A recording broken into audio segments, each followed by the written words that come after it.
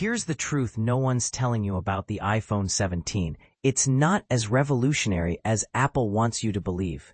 While the tech world buzzes with excitement over rumors of the iPhone 17's release, a closer look reveals that many of its touted innovations have already been pioneered by Android phones. But here's where it gets controversial.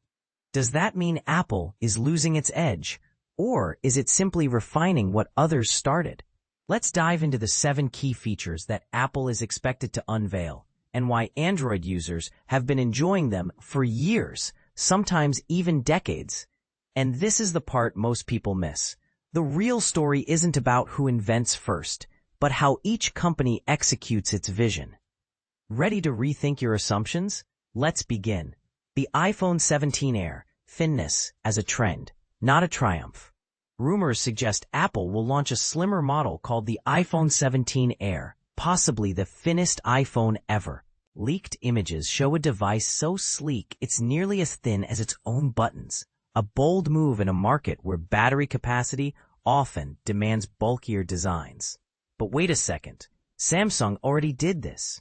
The Galaxy S25 Edge, released earlier this year, boasts a similarly razor-thin profile, prioritizing aesthetics over raw power. Score 1 for Android, but let's not ignore the irony. Apple's reputation for sleek design now feels borrowed. The camera bump that spans the back. Another rumored design shift? A camera bump stretching across the entire rear of the phone. This would mark a return to aluminum frames, a material Apple famously adopted from Samsung's Galaxy S24 series. If the leaks are true, the iPhone 17's camera module would resemble the Google Pixel 9's design, which uses a curved, wide-reaching bump for multi-lens photography. While Apple's version might feel more angular, the concept isn't new. Android has been experimenting with expansive camera arrays for years. Google's Pixel 9 is just the latest example. Vapor chamber cooling, a decade late to the game. Apple is finally rumored to adopt vapor chamber cooling, a technology that uses liquid evaporation to dissipate heat. The process is simple. Water heats up, turns to vapor, moves to a cooler area, condenses back into liquid, and repeats. It's efficient. Yes, but Android phones have been using it since 2018. The Razer Phone 2 was the first to implement it, and Samsung has since upgraded its vapor chambers multiple times. Even the Galaxy S25 Ultra has a 40% larger cooling system than its predecessor.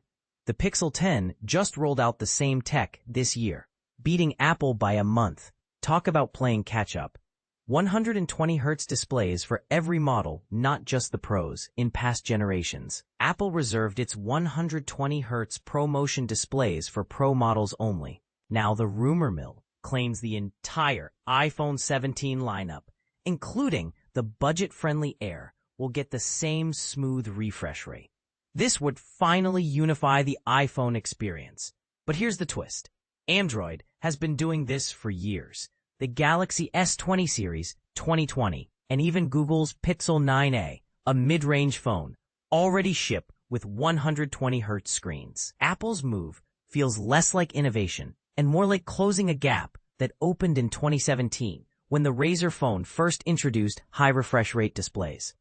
12 gigabytes of RAM. Why Apple finally bumped up the specs. Rumors suggest the iPhone 17 will jump from 8 gigabytes to 12 gigabytes of RAM, a significant leap driven by Apple's new AI-powered Intelligence Suite. More RAM means smoother multitasking, especially for resource-heavy AI features. But let's not act surprised. Android has been shipping phones with 12 gigabytes, or even 24 gigabytes, in some Chinese models, like the Red Magic 8S Pro, since 2021. Samsung's Galaxy S21 Ultra even had 16 gigabytes of RAM in 2020. Apple's delay here isn't just about hardware. It's about how iOS manages memory, which is arguably more efficient than Android's. Batteries big enough to power a small town.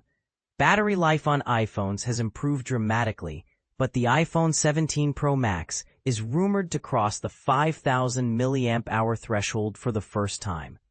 That's impressive, but Android has been hitting and exceeding that number for years. The Galaxy S20 Ultra 2020 had a 4,500 mAh battery, and modern flagships routinely push 5,000 mAh. Apple's move is a welcome upgrade, but it's hard to call it a breakthrough when Android has been optimizing large batteries for half a decade. A fresh iOS 26 design, but Android hasn't stood still.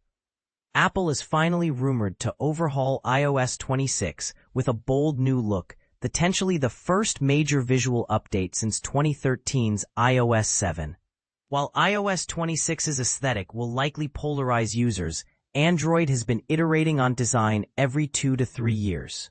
From Material Design 2014 to Material U 2021 and now Material 3 Expressive 2025, Android users have had a rotating door of fresh UI themes.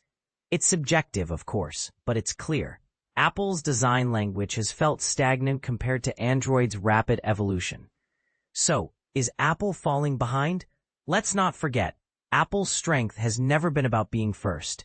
It's about perfecting what others started. The iPhone 17 might lack Android's first-mover bragging rights, but its polished software, ecosystem integration, and hardware-software synergy could still make it a top-tier device.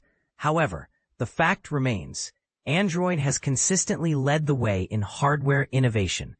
If you crave cutting-edge specs, bigger batteries, or experimental designs, Android might still be the better bet.